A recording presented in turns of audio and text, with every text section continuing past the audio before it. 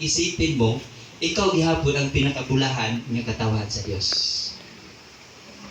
Liman mo na.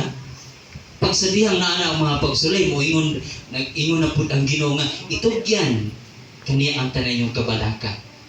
O niya, sa Matthew 11:28, Jesus Christ could nagsulti mismo. Kung gikapoy na mo, gibugatan na mo sa inyong gipasan, doon mo na ako. Mo nang dako kayong pribilehiyo. Nga mo nang gisulti ni Pablo, o gisulti diya sa Deuteronomy chapter 6, nga ang tanang katauhan sa Ginoo, bulahan. Amen! Balik ko na to, bulahan. Amen. Bulahan yun ta, tanan. Pero dito sa una sa bukid, daghang nasuko anang bulahan. Ano naman? Ang ilang pagtuwa ng bulahan, dako daw mata, pastor. Ingana mo gud na dito sa bukid. Pag ingon gani bulahan, pasabot anak dakog mata. Daghang nga suko. Pero pag abot dito sa Kabisayan, kung tanawin mo ang Bible, lahi na ang bulahan.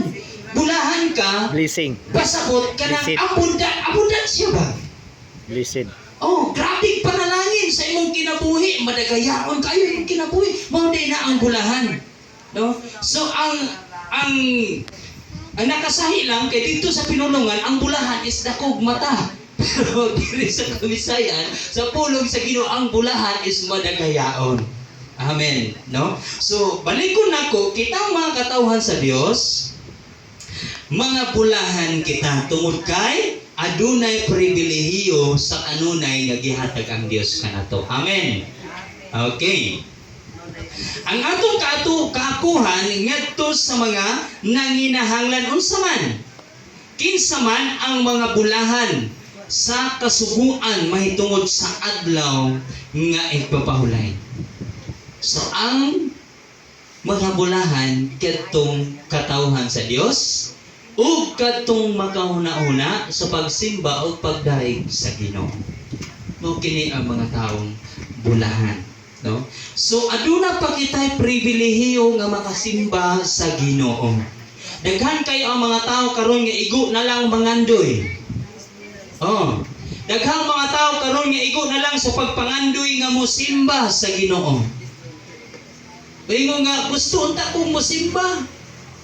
Pastor, magpaampo ko, gusto kong masimba. Gusto mo kong mangalagad sa Ginoo. Pero wala na sila'y pribilehiyo nga makasimba pa. Ikaw karon, kumusta imuhang panglawas? Kumusta ang imong kinabuhi? Wala pa kay gibati. Makahimo pa kas paglakaw padulong sa simbahan, sa pagpangalagad sa Ginoo. Tungod og sa pagpasalamat sa pribilehiyo nga gihatag sa Dios kanato. Now, dili lang dito sa pagsulti sa pulong sa Ginoo, kundi ngadto usab sa atong pagpangalagad, pagsimba sa Dios, ug ikatulo ngadto usab pribilehiyo sa pagtabang sa uban.